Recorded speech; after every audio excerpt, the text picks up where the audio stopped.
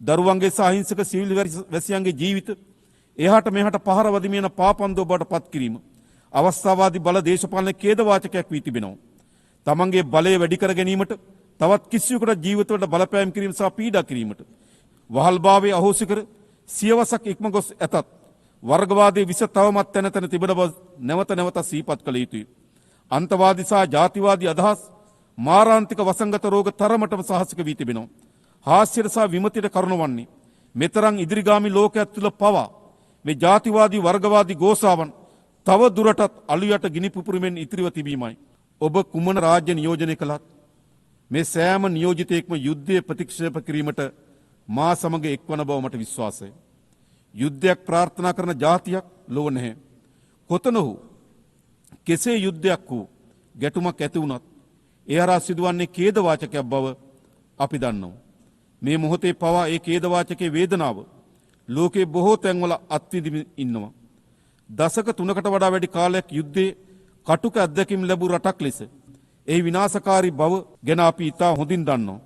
යුද්ධය නිසා මියගිය දහස් ගණන් සැමරුම් ස්මාරක අසල පැමිණි ඔවුන්ගේ දෙමව්පියන් දූ දරුවන් බිරින්දෑවරුන් දෑත් එක් කරගෙන නගන වේදනාබර ආයතනය දකින ඕනෑම කෙනෙක් යුද්ධයක සිහිනයක් දැකීමට පවා අකමැති වෙනවා. ඒ වේදනාබර දසුන අපි ඇස් දෙකෙන් දැක තිබෙනවා.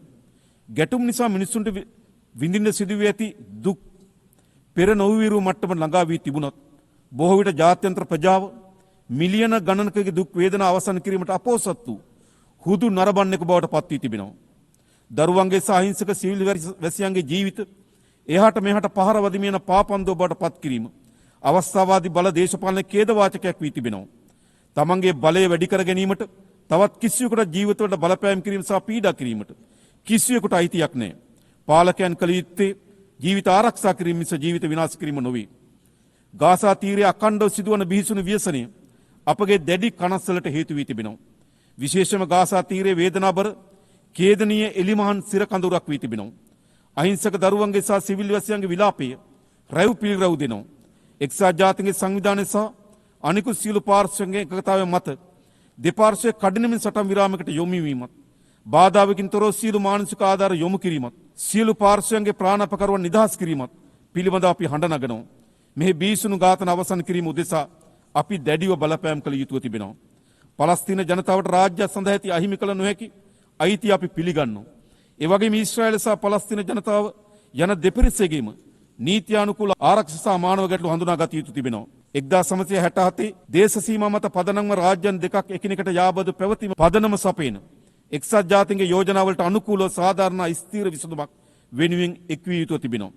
නිරර්ථක යුද්ධයක් හේතුවෙන් මිලියන ගණනක් ලෝකවාසීන්ගේ දුක් වේදනා ඉදිරිපිට හුදු නරඹන්නෙකු බවට පත් වී සිටීම අවසන් කළ යුතු තීරණාත්මක මොහොතකට අප එළඹ තිබෙනවා.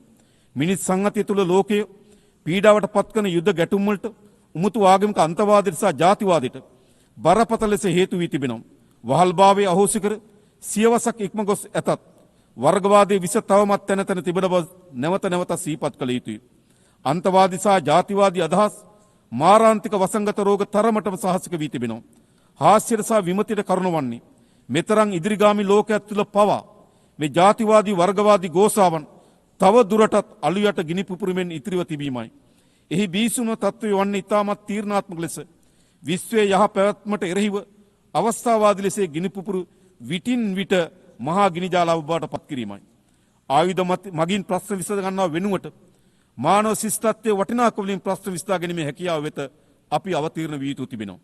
මිලියන ගණනක් දරුවන් කුසගෙන්නේ මේ යන ලෝකයක අපි බිලියන ගණනින් ආයුධ වෙනුවෙන් වීදම් කරනවා. නිසි සෞඛ්‍ය පාසුකම් නොමැති කෝටි ගණන් ජනතාව මරණය මවත තෝරා ගන්නා විට නිරන්තක යුද්ධය වෙනුවෙන් ප්‍රකෝටි ගණන් වියදම් කරනවා. අධ්‍යාපන නැමැති පියාපත් ලබන්නට බැරිව ලක්ෂ ගණන් දරුවන් සුසුමෙල්ල විට භූමියන් ආක්‍රමණය කරන්නට මිලියන ගණන් වියදම් කරනවා. ඇත්ත වශයෙන්ම මේ ලෝකයේ සෑම බිම් අඟලක්ම සාමයේ ජනාවාස බවට පත් කළ හැකි නම් ඒ ලෝකයේ ආශ්චර්යමත් ලෝකයක් බවට පත් වෙන බව ඒකාන්තයෙන්ම අපි විශ්වාස කරනවා.